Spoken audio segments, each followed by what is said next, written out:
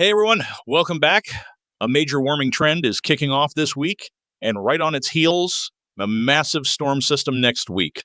We're looking at the potential for some heavy snow on the cold side, maybe even a bit of an ice storm. And on the warm side, heavy rain and some pretty intense severe weather. We're going to break down everything you need to know, so stick around. So, first up, the warming trend. We've got a big ridge of high pressure building over the desert southwest and stretching eastward into the plains. That's what's driving all this warmer air across the middle of the country this week. And you're going to feel it. But before we get into the details, hit the subscribe button, like this video, and leave your thoughts in the comments. Thank you for your support. Let's take a look at today's temperature anomalies. Most of the lower 48 are lighting up in those red and maroon shades. That's well above normal temps for this time of year. And check out the whites over parts of South Dakota, Nebraska, Kansas, Iowa, and Minnesota. Those spots are flirting with record-breaking temperatures this afternoon. We've got a lot of 60s and 70s across the central and southern plains and down into the deep south today. It's cooler up in the Midwest, 40s in North Dakota, northern Minnesota, and the north woods of Wisconsin, but that warmer air is pushing north as the week goes on. By midweek, we'll see mid-80s down in West Texas, places like Midland and Austin. Southern California could even hit the 90s today. Phoenix, you're looking at mid-80s. Albuquerque, low 70s. Now, up in Montana, Wyoming, and Idaho, it's a different story of 30s and 40s there. Thanks to a little trough bringing in some cooler air and some active weather. Same goes for the Northeast. In a snowpack in Maine, New Hampshire, Vermont, and upstate New York is keeping temps in the 30s. But further south, where there's no snow, those temps are shooting up fast 50s, 60s, and even 70s closer to the Gulf Coast. And the warmth isn't going anywhere. Through the rest of the week, Wednesday, Thursday, Friday, and even into the weekend, this warm pattern holds strong. We'll see a little backdoor cold front bring some cooler air to the Great Lakes and Ohio Valley this weekend, but it won't last long. Temps will bounce right back as we head into next week. All right, let's talk about the active weather we're seeing today. Heavy snow is falling in the higher elevations of the Pacific Northwest. Washington's Cascades, northern Idaho, and western Montana are getting hit. There's also some rain where it's warmer over in northeast Pennsylvania, upstate New York, and parts of Vermont, and that even extends into Quebec and eastern Ontario. Heading into Wednesday morning, some light rain, maybe even a few snowflakes, could pop up around Milwaukee, Madison, Green Bay, Chicago, and northern Indiana. Nothing major, but something to keep an eye on. By Thursday, we're looking at more of a wintry mix in the northeast and another little clipper system diving in from Canada, bringing snow to Ontario and Quebec.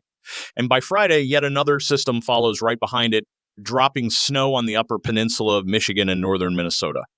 When it comes to rainfall, the heaviest amounts are still out in the Pacific Northwest.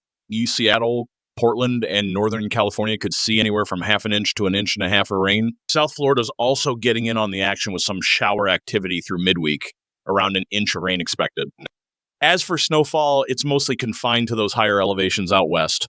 The Cascades in Washington could pick up over a foot of snow, while Canada's northern provinces, Saskatchewan, Manitoba, and Quebec EU are looking at widespread 3-6-inch totals, with some spots seeing even more. Now, let's talk next week. And this is where things get really interesting. Starting Monday, March 3rd, a big storm system is expected to take shape east of the Rockies. It's near Kansas City with a pressure of 994 MBI/MDA, and the lower that pressure drops, the stronger this storm gets. By Wednesday, it's a 982 MB low near Grand Rapids, Michigan, and that's when things could get pretty intense. On the warm side of the storm, we're talking heavy rain and the potential for the first big severe weather outbreak of the season.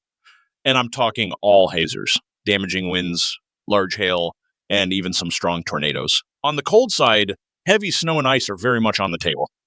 March 4th looks like the day to watch. The severe weather threat stretches from eastern Arkansas and Louisiana through Mississippi, Alabama, and into Tennessee. Cities like Little Rock, Shreveport, and Houston need to be on alert. By Wednesday, March 5th, that severe threat shifts east, Virginia, the Carolinas, Georgia, and northern Florida will need to keep an eye out. On the cold side of the storm, we're talking several inches of wet snow from the Twin Cities down through Nebraska and possibly into parts of Wisconsin and North Illinois.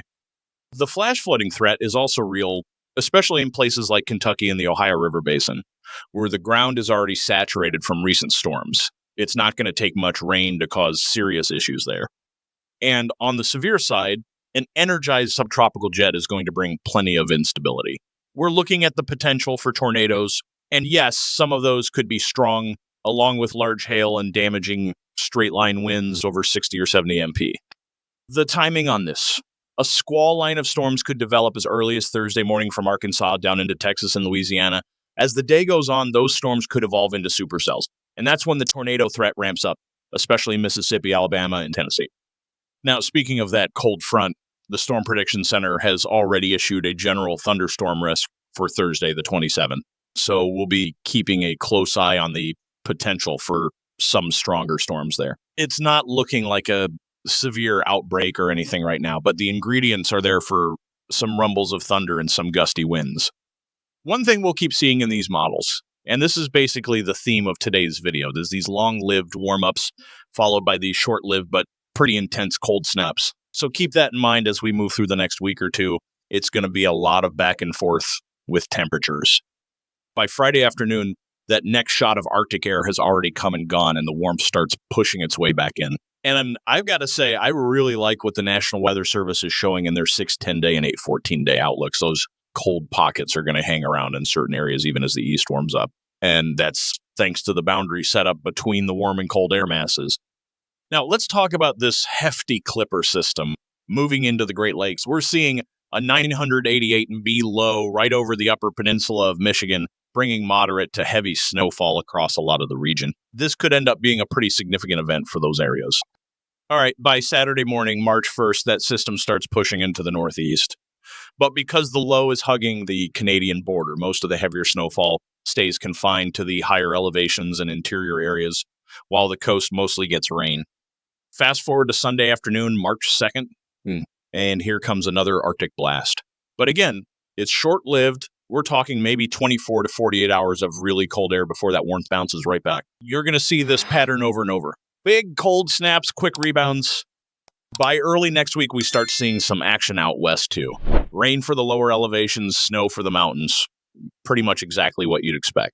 And by March 4th, things get a bit more interesting with a low-pressure system over Kansas. That's going to start sparking off thunderstorms and potentially some severe weather for areas like Texas, Oklahoma, Arkansas, and Louisiana.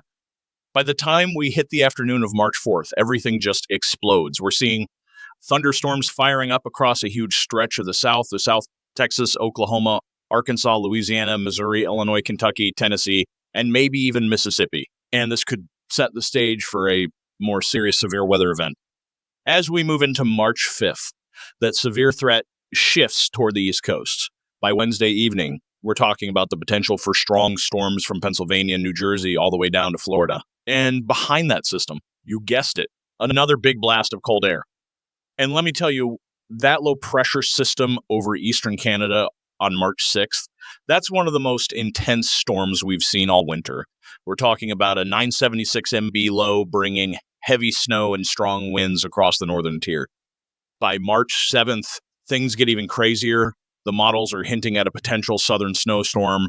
Now, I'll say right up front, this is still 10, 11 days out, so we're taking this with a big grain of salt. But the setup is there, cold air in place, a low-pressure system moving through the south. And if things line up just right, we could see snow for parts of Tennessee, the Carolinas, and northern Georgia. Now, personally, I'm ready for spring. I'm way more excited about thunderstorms than I am about more snow, but we'll see how this plays out. As we move toward mid-March, the pattern stays the same. Warm-ups followed by quick, intense cold snaps. And with that pattern comes the potential for more severe weather events. So March could end up being pretty active, especially for the south and east. One thing that's been weird, though, we're seeing a lot of disagreement between the European and GFS models. The temperature patterns are lining up perfectly, but the storm tracks, totally different. And that's frustrating because when the models agree, it's so much easier to get a clear picture of what's coming. So we're going to keep a close eye on this over the next few days. There's definitely some weirdness happening with the GFS model right now. Something just seems off with its latest run. If you guys have any theories about what's going on there, let me know in the comments. All right, if you enjoyed this breakdown, don't forget to hit that like button. And if you're new here, make sure you subscribe and turn on the bell so you never miss a daily update. And hey, leave a comment down below. I always love hearing your thoughts. Thanks so much for watching, and I'll see you in the next one.